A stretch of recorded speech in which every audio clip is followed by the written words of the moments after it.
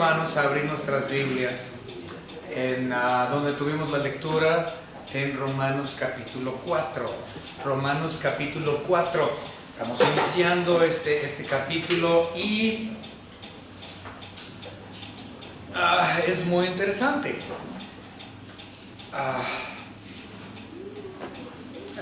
Espérenme tantito, ando algo distraído con mis propios pensamientos ahorita. Ok. Romanos capítulo 4 del 1 al 8. En realidad tendríamos que ver todo el capítulo entero porque es lo mismo, o sea, es un solo tema realmente todo el capítulo 4. Sin embargo, no tenemos 2 horas y media para estudiar los 25 versículos. Entonces únicamente vamos a estar leyendo y estudiando al versículo 8. El tema es el mismo tema que hemos estado viendo desde capítulo 2, todo capítulo 3. Esto es justificación por fe y no por las obras de la ley. Sin embargo, el capítulo 4 nos da algo totalmente nuevo. El capítulo 4 nos da un ejemplo ilustrativo. De hecho, son 2 ejemplos ilustrativos que nos muestra aquí el capítulo 4. Primero, es la ilustración de la salvación que Dios le otorgó a Abraham, por gracia, por medio de la fe, y no por las obras de la ley. El segundo ejemplo ilustrativo que vamos a ver es David, quien también, el rey David, al igual que Abraham, fue salvo por gracia o justificado por gracia por medio de la fe y sin las obras de la ley. La razón de eso, si ustedes recuerdan, todo el capítulo 2 y todo el capítulo 3 realmente, aunque lo tenemos y decimos, bueno, el libro de Romanos es para la iglesia, sí, bien es cierto eso, pero recuerden que Roma tenía un asunto algo distinto. Porque Roma estaba compuesto por creyentes judíos y creyentes gentiles, ¿sí? Y si ustedes recuerdan, capítulo 2 y todo capítulo 3 realmente está dedicado a esos creyentes judíos, ¿okay? No necesariamente a creyentes gentiles, pero obviamente podemos tomar todo lo que dice en el capítulo 2 y capítulo 3 y aplicarlo a la iglesia, porque todo lo que dice es verdad, o sea, a la iglesia gentil, a nosotros. Sin embargo, todo lo que menciona en 2 y 3 está enfocado en el judío creyente. Y todo el capítulo 2 y todo el capítulo 3, Pablo viene diciéndolos a estos judíos creyentes, ¿saben qué? Justificación es por gracia, por medio de la fe, cosa que ellos ya sabían. Pero ellos siempre querían incorporar la ley, siempre querían incorporar a la fe. Querían agregarle a la gracia rituales, querían agregarle a la gracia a tradiciones, querían agregarle la circuncisión, querían agregar su comida kosher, querían agregar un montón de cosas que la iglesia gentil simplemente no hacía. Entonces, Pablo habla con ellos en el capítulo 2 y en el capítulo 3, diciéndoles que gracia o fe más algo, pues no es gracia. Gracia más algo más no es gracia. Gracia más la ley no es gracia. Gracia más las obras no es gracia. Gracia más cualquier otra cosa que tú quieras agregarle no es gracia. Y eso obviamente hubiese traído a las mentes de estos judíos creyentes pues una duda. La duda que se les hubiera dado a estos creyentes judíos es, pues entonces, ¿qué de nuestra historia israelita? ¿Qué de todas las cosas del Antiguo Testamento que se nos dijo que hiciéramos? Si es irrelevante, todas estas cosas y rituales y prácticas, el praxis que nosotros hacemos como nación, es irrelevante para la salvación, entonces, ¿qué hacemos con toda nuestra historia nacional? Esta hubiese sido la pregunta natural que ellos hubieran hecho, después de haber leído todo lo que Pablo les dice en Romanos 2 y 3. Pues ¿qué de nuestra historia nacional?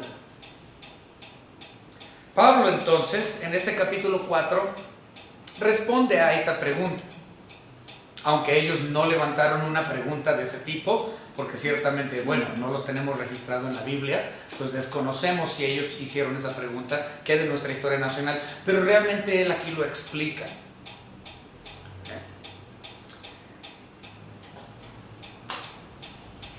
Ahora, el capítulo 4 no es necesariamente para los judíos. Aquí cambia la cosa. 2 y 3 sí fue para los judíos creyentes. 4 ya es diferente. A partir del capítulo 4 ya tenemos mensaje directo para la iglesia gentil. Entonces ya estamos viendo no solamente que el capítulo 4 va dirigido a los gentiles creyentes, sino realmente está dirigido también a los judíos y los gentiles creyentes. Ahora, me voy a adelantar un poquito, pero observen lo que dice tocante a Abraham. 4:1. ¿Qué pues diremos que halló Abraham, nuestro padre según la carne? O sea, ¿a quién está hablando? Pues a los judíos, porque es nuestro padre según la carne. Recuerden que Abraham es el padre de los hebreos. Abraham fue el primer judío, fue el primer hebreo. Él es el padre de todos los hebreos. Entonces, claramente en el 4:1 vemos que está hablando a judíos. ¿Qué pues diremos que halló Abraham, nuestro padre según la carne? Pero si nosotros nos adelantamos al versículo 11, vemos lo siguiente, 4:11. Dice, y recibió la circuncisión, es decir, Abraham recibió la circuncisión como señal, como sello de la justicia de la fe que tuvo estando aún incircunciso, para que fuese padre de todos los creyentes no circuncidados. Entonces, estamos hablando que Abraham también es padre de los creyentes no circuncidados, es decir, los gentiles que han creído en Cristo. Por lo tanto, el capítulo 4 no solamente es para o dirigido de forma específica a los judíos creyentes, sino por el versículo 11 entendemos que esto también incluye a los gentiles, la iglesia gentil, ¿okay? Quienes también son hijos de Abraham. Entonces Abraham termina siendo padre en la carne de todos los judíos circuncisos, pero también llega a ser padre de los gentiles creyentes incircuncisos. Por lo tanto, el capítulo 4 ya no es de forma exclusiva a los judíos, como vimos en el capítulo 2 y en el capítulo 3. Aquí ya incorpora a todos. ¿Okay? Muy bien. Obviamente, para que esto sea cierto, que Abraham es el padre espiritual de los creyentes incircuncisos, es decir, nosotros, esto tiene que ver con el tema de la adopción. ¿Okay? El tema de la adopción o haber sido injertados al olivo. Esto obviamente es un problema muy grande en nuestros días, muy grande. Y ya lo he mencionado, ni sé ni cómo llamarlos, la verdad es una aberración, pero hay un grupo ya muy famoso en todo el mundo, pero aquí en México está pegando bien duro, son judaizantes. Y dicen que nosotros somos judíos. Dicen que nosotros somos judíos literales. Y que de hecho ellos, según ellos, venimos de la tribu de Isaacar. Y toman esto y dicen, ya ves, nosotros somos parte del olivo, somos literalmente judíos hebreos que salimos de Isaacar. Y empiezan a hablar un montón de cosas en hebreo que ni siquiera ellos entienden. Y entonces este problema de la adopción de nosotros a la familia de Abraham es un problema grandísimo en la actualidad. De hecho, hay una persona, no les voy a decir quién es, hay una persona que se acaba de comunicar por WhatsApp el día de ayer precisamente con mi esposa. Una persona que ha venido en múltiples ocasiones aquí a la iglesia. Le mandó un WhatsApp a mi esposa diciéndole, ya no voy a regresar a la iglesia hasta que los cristianos hagan las cosas bien y empiecen a tener servicio el sábado. Así dijo. Hasta que su iglesia no empiece a alabar a Dios el sábado, yo ya no voy a la iglesia. Esto fue ayer precisamente. Porque se creen judíos, se creen judaizantes. Y ahí ves en internet a estos cuates en el TikTok hasta con su talit y todos cubiertos y un menora de un lado y empieza Hashem, Adonai, que sabe qué, que sabe cuánto, ni sabe ni qué están diciendo. Y ahí la gente tonta, sí, así es. Es un problema muy grande que hay en la actualidad con esta gente que por esto, porque dice que Abraham es el padre también de los creyentes incircuncisos, que hemos sido adoptados o injertados al olivo. Todo esto tiene que ver con adopción o es parte de adopción. De hecho, no lo vamos a leer, pero si usted gusta leerlo, hay información adicional en Gálatas capítulo 3 del 1 al 18. Entonces, si usted quiere en su tiempo libre leer esta sección de Gálatas 3 del 1 al 18, verá todo esto de que somos injertados en la familia de Abraham, adoptados, etcétera, etcétera. Y de ahí empiezan todos estos judaizantes a decir, es que tengo que circuncidarme, tengo que guardar el sábado, tengo que ponerme el tefilín, tengo que ponerme el talit, tengo que caminar con mi Tanakh y decir a cada rato palabras en hebreo. Lo sacan precisamente de aquí. Entonces, espero que el día de hoy podamos aprender un poco más acerca de este asunto. Sin embargo, no vamos a ver los 25 versículos enteros, ¿sí? Únicamente vamos a ver hasta el versículo 8, pero les quiero dar el bosquejo del capítulo 4. El bosquejo es de la forma siguiente. Capítulo 4 tiene 3 puntos naturales. El primer punto es lo que vamos a ver hoy, del versículo 1 al versículo 8, que habla acerca de la justificación por la fe sin obras. De eso trata. Del 1 al 8 trata con justificación por la fe sin obras. Eso lo vamos a ver hoy. En 15 días, porque las semanas que entran no, vamos a ver el segundo punto, que viene siendo justificado por gracia sin ley. Eso abarca del versículo 9 hasta el 17. Entonces, hoy vamos a ver justificación por fe sin obras. En 15 días vamos a ver justificación por gracia sin ley, que es a partir del versículo 9 al 17. Y el tercer punto de este bosquejo del capítulo 4 es justificado por el poder de la resurrección de Cristo sin esfuerzo humano. Otra vez, justificado por el poder de la resurrección de Cristo sin esfuerzo humano. Eso es del versículo 18 hasta el final, hasta el 25. Entonces estos son los 3 puntos. Justificado por fe sin obras, 1 al 8, lo vamos a ver hoy. Justificado por gracia sin ley, 9 al 17, en 15 días lo vemos. Y por último, justificado por el poder de la resurrección sin esfuerzo humano, del 18 al 25. ¿Okay? Ese es el bosquejo dividido en 3 partes. ¿Okay? Vamos entonces a comenzar este mensaje, este estudio, con una oración. Señor Padre, le damos gracias porque usted nos ha permitido estar aquí juntos como hermanos, alabando y glorificando su nombre, aprendiendo de estos temas tremendos. Gracias, Señor, por los temas que se trajeron en la mañana. Realmente muy agradecido, Señor, siempre agradecido. Y en esta tarde, Señor, nos trae de su palabra esta sección de Romanos 4. Le pedimos, Señor, que su Santo Espíritu nos ayude a comprender las profundidades de ella y que podamos enseñarle a otros lo que estamos aprendiendo. En el nombre de nuestro Señor y Salvador Jesucristo, nuestro Señor y Dios. Amén. Ahora, quiero decirles que no voy a hablar de estos otros. Nada más se me atravesó la oportunidad y hablé de ellos. Pero ese no es el punto. Vamos a estar hablando de la justificación por la fe sin obras. ¿Okay? Ese es el punto. Muy bien, vamos a leer los primeros 3 versículos. Vamos a ver el ejemplo ilustrativo.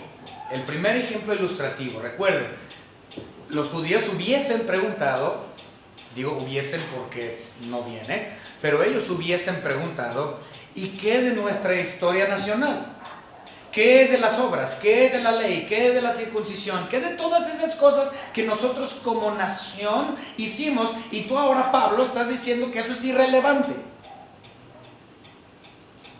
Porque eso es lo que dijo en capítulos 2 y 3. Es irrelevante. Entonces vamos a ver, versículo 4. ¿Qué pues diremos que halló Abraham nuestro padre según la carne? Porque si Abraham fue justificado por las obras, tiene de qué gloriarse, pero no para con Dios. Porque, ¿qué dice la Escritura? Creyó Abraham a Dios y le fue contado por justicia. Wow. Vamos a empezar con eso. Pablo en esta sección está usando como ejemplo a Abraham, obviamente. A partir del versículo 6 utiliza a David, al rey David, como ejemplo. Leemos el 6. Como también David habla de las bienaventuranzas del hombre. Entonces, estos son los dos ejemplos que vamos a ver hoy. El ejemplo de Abraham, el ejemplo de David. Entonces, vamos a empezar con Abraham, que vamos a ver del versículo 1 hasta el 5. 1, 2, 3, 4, 5 es Abraham. A partir del 6 vemos a David. Entonces, vamos a ver a Abraham. Como acabamos de ver, él fue el padre de todos los judíos según la carne. Pablo dice en el versículo 3, dice, ¿qué dice la Escritura? ¿Qué dice la Escritura? Entonces, obviamente, eso nos lleva al Antiguo Testamento. ¿Qué dice la Escritura? Tenemos que ir al Antiguo Testamento. ¿De qué está hablando? Bueno, si nosotros vamos al Antiguo Testamento, se refiere a Génesis capítulo 15. ¿Okay? Vamos rápidamente y abarca todo el 15. Todo el asunto es el capítulo entero de Génesis 15. Ahí nos lleva el versículo 3. Entonces Romanos 4:3, que dice la Escritura, nos lleva a Génesis 15. Pero para ser específicos, vamos a ver Génesis 15:6. Génesis 15:6. Bueno, vamos a empezar del 5 porque también lo voy a utilizar más en un momento. Dice el 5, y lo llevó fuera y le dijo, mira ahora los cielos y cuenta las estrellas si las puedes contar, hablando de su descendencia. Y le dijo, así será tu descendencia. 6, y creyó a Jehová y le fue contado por justicia. De eso está hablando el versículo 3. ¿Qué es lo que dice la Escritura? Regresándonos a Génesis 15:6, todo el capítulo 15, pero específicamente el 6. Se le fue contado como justicia porque él creyó a Jehová. ¿Okay? Pero esto es el original, obviamente, el de Génesis 15:6. Ahí sucedió el evento. Y luego aquí en Romanos 4:1 al 3, Pablo lo vuelve a decir, pero no es el único lugar donde Dios habla de esto por mano de Pablo, sino que también en el libro de Hebreos. Si nosotros vamos obviamente muy conocido por nosotros, a Hebreos 11, que viene siendo el capítulo de los héroes de la fe. Si vamos a Hebreos capítulo 11, hablando de la salvación, a todo lo que es capítulo 11 habla de la salvación por fe, ¿sí? Y nos da muchos ejemplos de diferentes individuos, pero entre todos estos que mencionan los héroes de la fe de Hebreos 11, no podía faltar Abraham. Y vamos a leer lo que dice Hebreos 11:8. Por la fe Abraham, que fue salvo por la fe Abraham, siendo llamado, obedeció para salir al lugar que había de recibir como herencia y salió sin saber a dónde iba. Simplemente por fe, él dijo, yo te creo, Señor, vámonos. Y le fue contado por justicia, porque él simplemente creyó en lo que Dios le había dicho.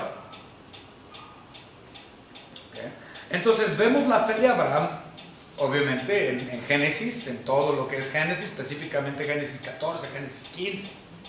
Y luego lo vemos aquí nuevamente en Romanos 4:1 al 3. Y posteriormente lo vemos en Hebreos 11, que la salvación de Abraham fue por gracia por medio de la fe.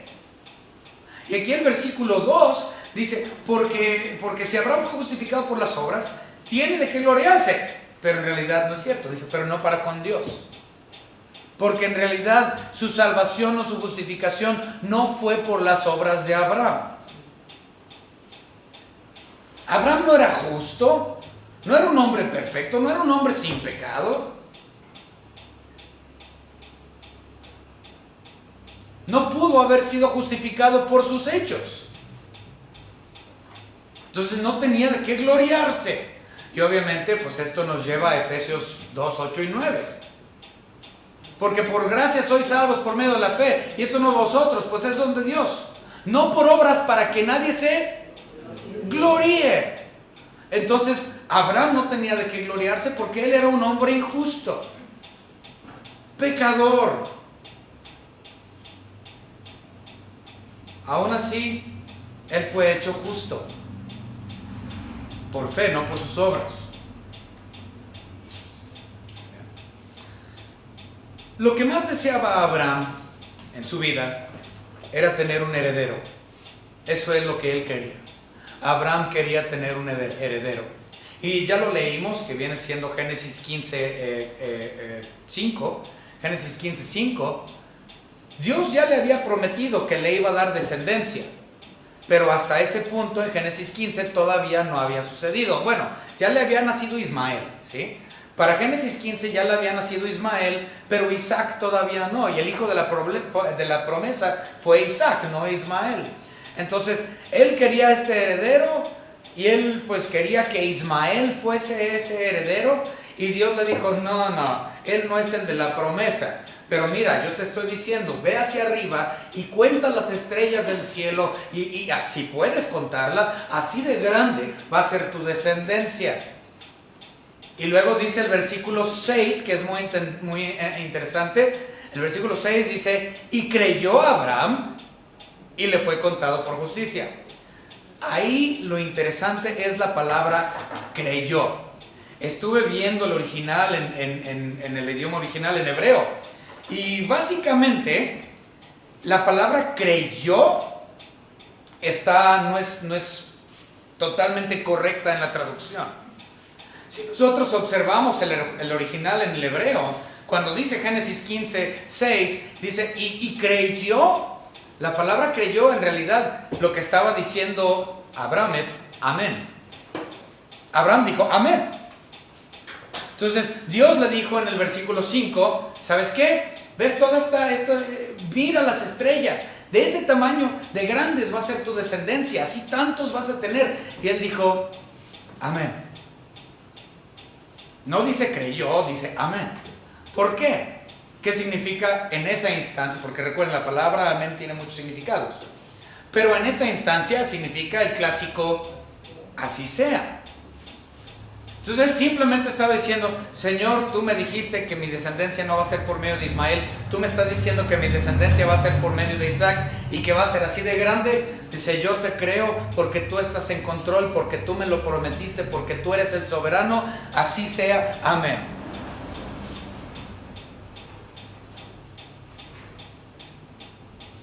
Creyó, sí, es cierto. Pero creyó en la promesa y en la soberanía de Dios y en el control de Dios y en todo lo que Él le dijo. Él le dijo, amén, así sea, yo creo en ti. Creo que en el hebreo se entiende mucho más y hay más detalle que en nuestra traducción al español. Y nos abre un panorama mucho más grande de cómo creyó Abraham. No Adán, perdón, Abraham. Ok. Entonces, esa fue su respuesta. Amén. Creyó en la soberanía de Dios sobre todas las cosas y en sus promesas. Fue esa fe la que le contó para justicia. ¿Por qué? ¿Por qué fue esa fe la que le contó para justicia? Porque él estaba hablando de su descendencia. ¿Y de su descendencia quién vino? Cristo. Cristo Jesús vino de la descendencia de Abraham. Y Abraham entendía que vendría aquel prometido. Y él está entendiendo que viene del linaje suyo, de su descendencia, de uno de esos que se van a contar como las estrellas del mar, como los granos de arena. Y él dice, sí, así sea que venga. Yo confío, yo creo, amén. Entonces, con esa afirmación, él estaba diciendo, entiendo que mi descendencia básicamente va a venir mi Salvador. Aunque no lo comprendiera a tal grado, pero con decir, así sea, te creo, Señor, implicaba su certeza en aquel que vendría. Eso fue lo que le contó como justicia. Ahora, vemos en el versículo 3 la palabra contado, ¿sí? Porque ¿qué dice la Escritura? Creyó Abraham a Dios y le fue contado por justicia. Esa palabra contado del versículo 3 es un término bancario, ¿sí? Es un término bancario, o si quieren llamarlo, es un término financiero, ¿sí? Vamos con eso. Entonces la palabra contado implica un término financiero, un término bancario. Y esa palabra contado aparece un total de 11 veces en el capítulo 4. 11 veces. La palabra contado, o ese término financiero, 11 veces aparece en alguna forma u otra en el capítulo 4. Vamos a ver algunos, ¿sí? Bueno, el de 4.3 ya lo leímos, vamos a ver el 4.6. También David habla de la bienaventuranza del hombre a quien Dios atribuye justicia sin obras. Ahí la palabra es atribuye, ¿ok? Es decir, pone a tu cuenta. Y ahorita vamos a hablar un poco más de eso. Es parte de imputación, vamos a hablar de eso. Ok, lo vemos nuevamente en el versículo 8. Bienaventurado el varón a quien el Señor no inculpa de pecado. ¿Por qué? Porque nos ha acreditado a nuestro favor lo que Él hizo. Ahorita vamos a hablar más del tema. Versículo 11 también lo menciona. Versículo 11. Y recibió la circuncisión como señal, como sello de la justicia de la fe que tuvo estando aún incircunciso, para que fuese padre de todos los creyentes no circuncidados, a fin de que también ellos la fe les sea contada por justicia. Entonces, de alguna manera u otra, la palabra contada o contado o imputado viene 11 veces en el capítulo 4. También del versículo 21 y 24 también. Entonces, en varias ocasiones vemos este término bancario, este término financiero, que es realmente importante. Y ahorita vamos a hablar de eso, pero con el versículo 4 lo vamos a entender mejor. Vámonos a Romanos 4.4 y leamos detalladamente lo que dice para poder comprenderlo. Versículo 4. Pero al que obra, es decir, al que trabaja, no se le cuenta el salario como gracia, sino como deuda. Ahora, se los voy a explicar de la siguiente manera. Muchos de ustedes, la mayoría, todos trabajan en diferentes lados. Y ustedes ponen X cantidad de horas semanalmente en sus chambas. ¿Sí?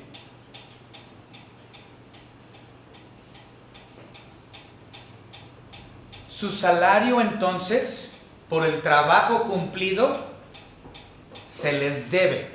¿No es así? Llega la quincena y ahí está la nómina.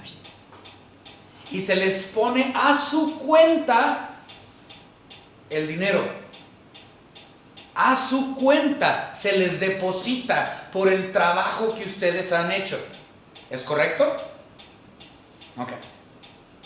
Ahora, es decir, según el versículo 4, y no es así, pero vamos a verlo, es decir, que si a Abraham la salvación le hubiera costado trabajo u obra, entonces eso implica que Dios le debe,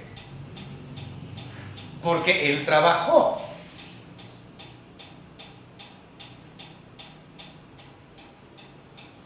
Y eso es lo que mucha gente piensa. Si yo trabajo y yo hago obras, entonces yo hago buenas las cosas, yo puedo entrar al cielo porque obré. Entonces toman el cielo como una deuda que Dios les debe por haber obrado o trabajado.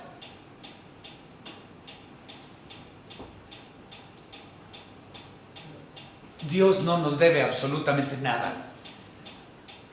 Dios no nos debe nada.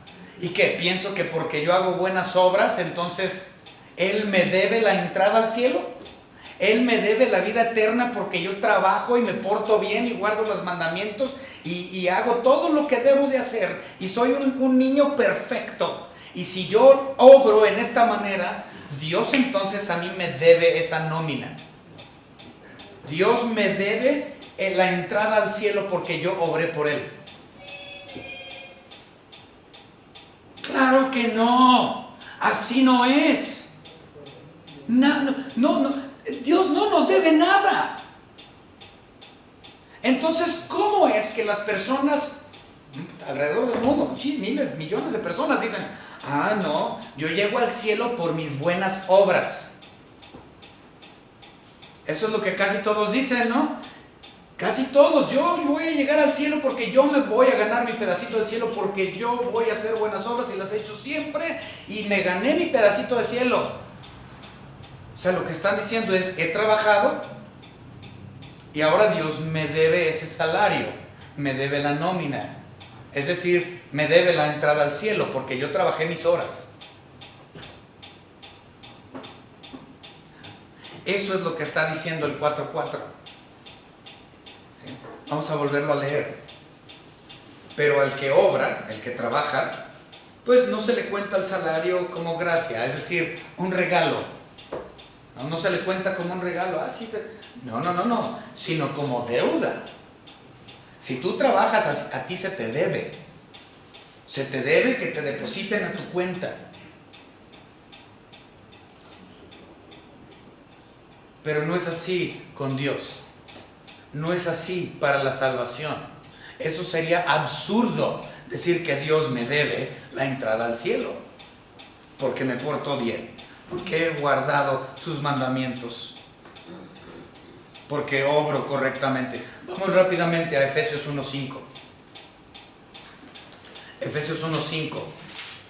La palabra de Dios dice: en amor, habiéndonos predestinado para ser adoptados hijos suyos por medio de Jesucristo, según el puro afecto de su voluntad.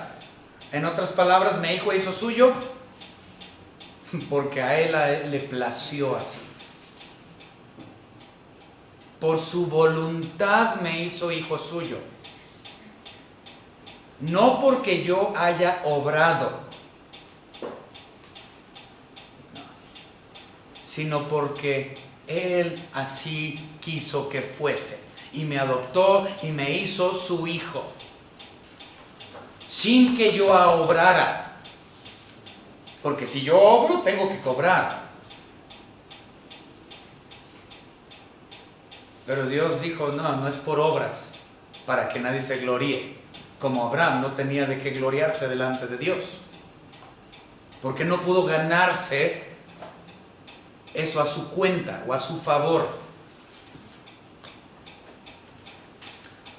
Ya leímos, o ya lo cité, Efesios 2:8 y 9. Pero también lo tenemos en Romanos. Vamos rápidamente a Romanos capítulo 9. Vamos a adelantarnos a Romanos capítulo 9 y vamos a leer el versículo 16, que básicamente es un tremendo capítulo de la Biblia. Pero vamos a ver el 9:16, dice: así que no depende, hablando de la salvación, del que quiere ni del que corre, sino de Dios que tiene misericordia. La salvación es por voluntad de Dios, porque a Él le plació, simplemente porque Él tiene misericordia de nosotros. Y Él me lo ha regalado gratuitamente. Es decir, y eso lo vimos en el capítulo anterior. Es decir, por nada de mí, sino por Él. Él pagó.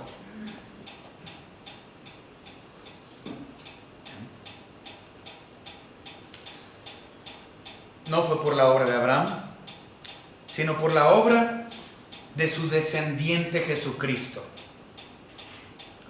Su obra en la cruz y su obra en la resurrección. Y es ese trabajo, esa labor de Cristo Jesús, su muerte y su resurrección y su ascensión, la cual le fue contado o puesto en la nómina de Abraham, aunque él no trabajó por ello. Se los explico de esta manera. Ustedes tienen su cuenta bancaria de nómina y ahí les depositan por el tiempo que ustedes han laborado, trabajado. Pero en el caso de Abraham, imagínense, nada más imagínense, que tú tienes, no sé, en tu cuenta tienes ahí 5,000 pesos, tu cuenta de nómina. Y de repente vas al banco y checas tu estado de cuenta y resulta que tienes 100,000 pesos. Y dices, pero espérame, si yo nada más tenía 5, ¿de dónde salieron los 95 para que tengas 100,000 pesos? ¿De dónde salieron? Fue gratuito. Alguien te depositó a tu nómina aunque tú no te lo hayas ganado, aunque tú no lo hayas trabajado. Aunque no hayas trabajado, ese dinero fue puesto a tu favor, a tu crédito, en tu cuenta bancaria. Se te dio contado. Ahí está. Eso es básicamente lo que Dios hace. Él trabajó en la cruz. Él sufrió en la cruz del Calvario. Él vivió una vida perfecta. Él murió ahí. Él fue sepultado. Él fue resucitado. No tú. Él hizo todo el trabajo. Tú no hiciste absolutamente nada. Y todo lo que Él hizo y obró se te pone a tu cuenta. Como si tú lo hubieras hecho. Como si tú hubieses trabajado. Pero tú no hiciste nada. Tú no hiciste nada. Fue Cristo el de la vida perfecta, fue Cristo el de la muerte, fue Cristo el de la resurrección, fue Él. Tú no hiciste nada. Y todo lo que Él hizo, y su vida perfecta, y su muerte perfecta, y su resurrección perfecta, y su ascensión, todo fue, esto lo hice por ti. A ti no te costó nada. Por cierto, eso se llama imputación. Pero recordemos la semana pasada, cuando estudiamos Romanos 3, habíamos mencionado de ese intercambio, lo llaman, se me olvidó la semana pasada, se me olvidó otra vez hoy, el intercambio entre Dios y los suyos. Recuerden, Él imputó sobre mí o puso a mi nómina el trabajo que Él hizo. Y recuerden el intercambio. Y yo puse sobre Él, ¿qué? Mis pecados. Yo le puse sobre sus hombros mis pecados. Él se hizo pecado por nosotros. Yo, a cambio de que Él me diera una nómina perfecta y puso a mi cuenta algo que Él pagó y Él hizo, yo encima, pues gracias Señor, aquí tienes mis pecados. Un intercambio tremendo.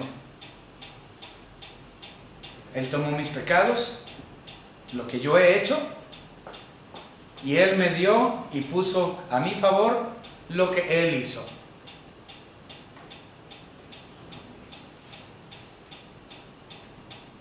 Okay. Versículo 5. Mas al que no obra, sino cree en aquel que justifica al impío, su fe le es contada por justicia. Entonces la salvación no es por obras. Pero dice, el que cree en aquel que justifica al impío, su fe le es contada. Ahora, una cosa que este versículo 5 es tremendo. Es una frase tremenda. Básicamente dice, Dios justo justifica al injusto sin obras. Dios justo justifica al impío. Dios justo justifica al que no es justo. Espérame, pero si yo pensé que yo tenía que vivir una vida para que Dios me justificara. Yo siempre he creído que tengo que tener una vida así santa y pura y perfecta para que Cristo me lleve al cielo. Pero no, dice aquí que Cristo justifica al impío, Cristo justifica al inicuo, el perfecto, el justo es también el justificador del inicuo. Y eso no tiene mucho sentido, ¿verdad? Eso no tiene sentido, no tiene lógica. De hecho, ni siquiera tocante a cuestiones nacionales de Israel no tiene lógica. ¿Por qué? Porque si nos vamos a Éxodo, la ley, vamos a ver la ley, vamos rápidamente a Éxodo. Fíjense lo que dice Éxodo. Éxodo 23:7. A ver, sí, 23:7. Fíjense nada más. En la ley, Éxodo 23:7, nos dice lo siguiente: de palabra de mentira te alejarás y no matarás al inocente y justo, porque yo no justificaré al impío. Dice ahí que Dios no va a justificar al impío. Entonces, si Dios no justifica al impío, implica que yo tengo que ser perfecto siempre. La ley dice eso, que Dios no va a justificar al impío. Pero acá en Romanos dice que sí. ¿Se contradice la Biblia? No. Vamos a ver ahora otro, en Deuteronomio. Deuteronomio 25:1. Deuteronomio es la segunda ley. ¿Okay? Nos vamos... ¡Ay, joder! Deuteronomio 25:1 nos dice: si hubiere pleito entre alguno y acudieren al tribunal, esto es para los jueces, para que los jueces los juzguen, estos absolverán al justo y condenarán al culpable. Entonces Dios dice en Éxodo: no voy a justificar al impío, al inicuo, y aquí Dios les dice a los jueces: vas a absolver al justo y al que es inicuo lo vas a... Qué extraño. Y luego nos vamos a Primero de Reyes. Esto tiene que ver con lo del templo de Salomón, cuando Salomón estaba dedicando el templo. Esto también es interesante. No nos vamos a meter en detalles, pero Primero de Reyes 8, 31 y 32. Primero de Reyes 8, 31 y 32, tocante a la inauguración del templo.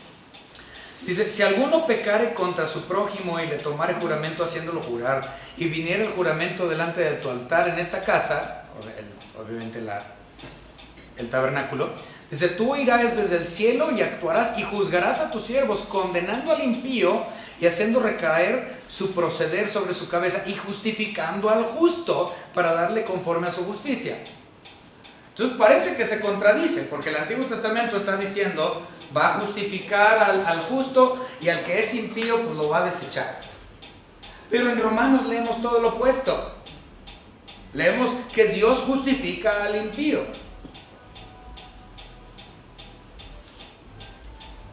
¿Cómo es eso posible? ¿Saben por qué no es contradictorio? No es contradictorio porque nadie es justo. De hecho, hay en Romanos 3, un capítulo anterior a lo que estamos estudiando, en el versículo 10. Como está escrito: no hay justo, ni aun uno. Es decir, que todos merecemos condenación. Todos merecemos condenación, porque no hay justo ni aun uno. Entonces Dios no va a justificar al justo, porque no hay justo ni uno.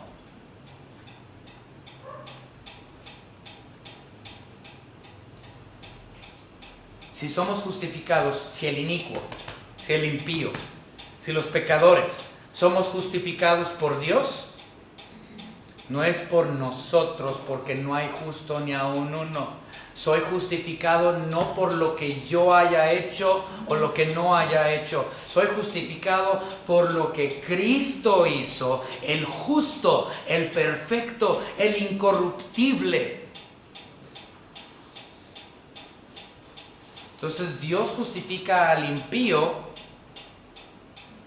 no por las acciones u obras de la persona, sino que si hay o si existe, y si lo hay, justificación del impío, es por lo que Cristo Jesús hizo y la obra que Él hizo, no cualquier obra que yo pueda hacer, porque no puedo hacer ninguna obra en perfección. o al estándar de Dios.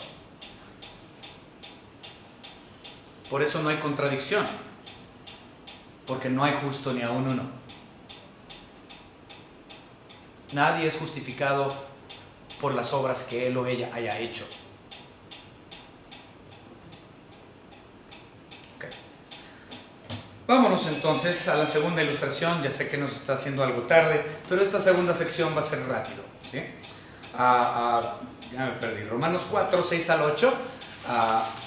Ya los leí, pero otra vez. Dice, como también David habla de las bienaventuranzas del hombre a quien Dios atribuye justicia sin obras. Justicia sin obras.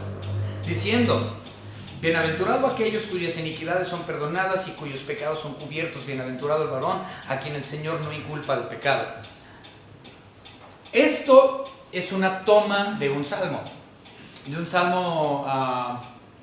¿cómo se llaman? Gracias, híjole, salmo penitencial. Recuerden que hay diferentes tipos de salmos o categorías de salmos. Entonces, este es un salmo penitencial. Un salmo penitencial básicamente es la aceptación de tu culpabilidad. Señor, yo pequé en contra tuya, yo hice esto. Ese es un salmo penitencial. Perdóname, Señor. Perdóname por lo que yo he hecho. Eso es un salmo penitencial. Y hay muchos en el libro de los salmos. Pero los más famosos, el más famoso salmo penitencial, sin lugar a dudas, es el Salmo 51. Pero este no es del Salmo 51, es del mismo tema de Salmo 51. Si ustedes recuerdan, Salmo 51 tiene que ver con el pecado que David tuvo con Betsabé. ¿Okay? Él pecó con Betsabé. Cometió adulterio y luego asesinó al esposo de Betsabé. Entonces David no solamente era un adúltero, sino que era un asesino. Y en Salmo 51 él dice, Señor, Señor, he pecado contra ti con esto y perdóname. Y, o sea, una cosa realmente fuerte. Creo que todos nosotros en algún punto en nuestra vida nos hemos sentido de esta manera. Señor, he pecado, pecados horribles he cometido en contra tuyo, blasfemias horribles, abominaciones ante tus ojos he cometido, Señor. Okay. Este salmo de David no es tomado de Salmo 51, pero sí es tomado del Salmo 32, que también es del mismo tema, del pecado de David con Betsabé. Entonces, tanto el Salmo 32 como el Salmo 51 es penitente acerca de lo que hizo con Betsabé. Mató a su esposo Urías y cometió adulterio con ella. Pero vamos rápidamente a leerlo. Bueno, ya lo leímos aquí, pero no importa. Salmos, vámonos al de Salmos 32 y vamos a ver los versículos 1 y 2. Y ustedes observarán que es lo mismo que estamos viendo en Romanos 4. Entonces, Salmos 31, 1 y 2 nos dice: bienaventurado aquel cuya transgresión ha sido perdonada y cubierto su pecado. Bienaventurado el hombre a quien Jehová no culpa de iniquidad y en cuyo espíritu no hay engaño. Entonces, si ustedes observan, Romanos 4 del 7 al 8 es una cita de Salmos 32, 1 y 2. ¿Okay? Entonces, este es el salmo penitencial. Ahora, ¿qué podemos entender o qué entendemos, qué información vemos aquí que nos está citando Pablo? Bueno, primero, hay dos cosas. David menciona realmente dos cosas al inicio de este salmo penitente. Lo primero que él menciona es básicamente: Dios perdona el pecado e imputa o pone a nuestra cuenta su justicia sin obras. Dios perdona mi pecado e imputa o pone sobre mí, me pone a mi cuenta lo que Él hizo, sin obras. Yo no tengo que hacer obras. Y aún así Él me perdonó gratuitamente. Yo no tuve que hacer obras, no tuve que ganármelo, porque no es algo que Dios me debe. No hay algo que yo pueda trabajar porque no puedo trabajar para Dios con esperanza de que Él me pague o ponga mi cuenta. Él me perdonó sin que yo obrara. Volvemos a leer el versículo. Bienaventurados aquellas cuyas iniquidades son perdonados y cuyos pecados son cubiertos, sin que yo haga algo. No tuve que hacer nada y Dios me perdona. Por el simple afecto de su voluntad, por su misericordia. La segunda cosa que David explica en estos versículos penitentes es que Dios no inculpa de pecado a quien está en Cristo, simplemente porque le hemos creído, porque hemos dicho como Abraham dijo, amén, amén. Yo entiendo que del linaje de Abraham saldría un Salvador, así es, de su descendencia que Dios prometió, y que sería específicamente de la tribu de Judá, hijo de David, que nacería en Belén Efrata, que sería sin pecado, nacido de una virgen.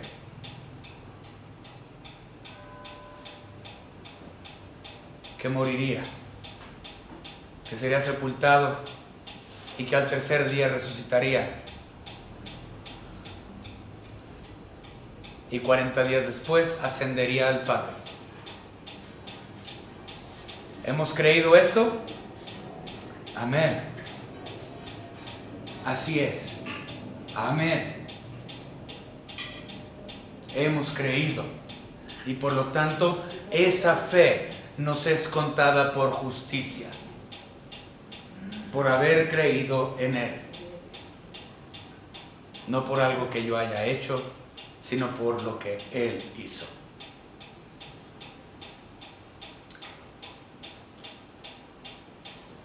Cuando hemos sido salvos por el puro afecto de su voluntad y no por las obras que nosotros podíamos hacer, su labor se me fue acreditado a mi cuenta.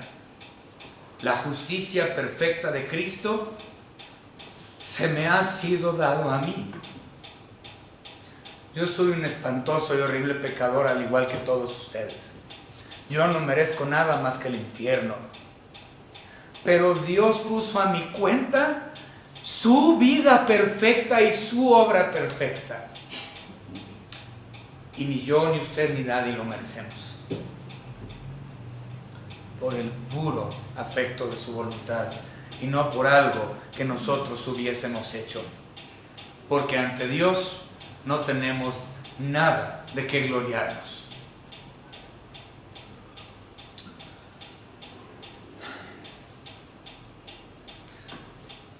Tengo más que decir, pero lo voy a dejar aquí.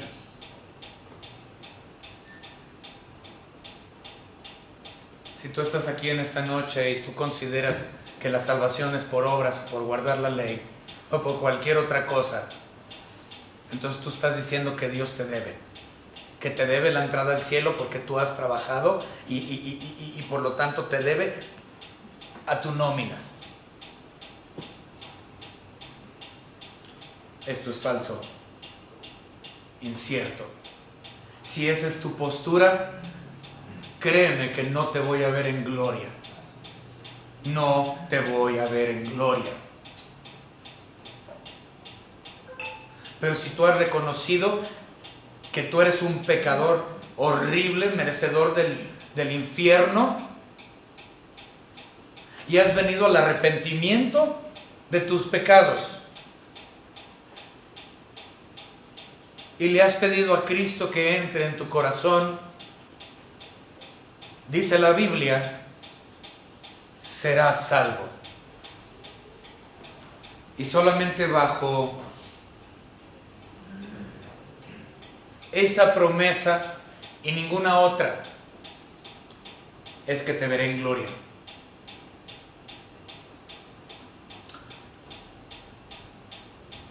Espero que si hay alguien aquí en esta noche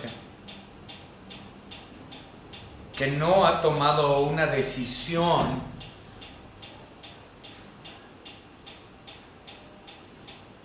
y no es una cuestión de decisiones, hablé mal, es una cuestión de aceptación acerca de Cristo, entonces espero que lo hagas hoy. Espero que tu Espíritu Santo te haga traerte al arrepentimiento, que te traiga al reconocimiento de tu pecado y que te traiga a los pies de Cristo y que aceptes esa gracia hoy. Porque no hay nada que tú puedas hacer por ti mismo para ganártelo. Vamos a orar. Señor Padre, te pido en esta tarde que tu Santo Espíritu esté trabajando, obrando en el corazón de alguien hoy. Que mueva el corazón de la gente que escuchó este mensaje, Señor.